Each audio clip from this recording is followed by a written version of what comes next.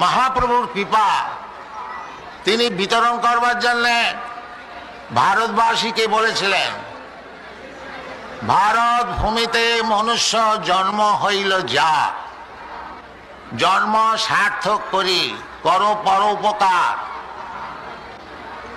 এটা হচ্ছে পরোপকার। কারণ লোকে সব জগতে বোকা, লোকে জানে না যে জীবনের উদ্দেশ্যটা কি। বড় বড় সব লিডার পার্টি এক এক মত করছে, কিন্তু তারা জানে না যে জগতের মঙ্গল কি করে হবে।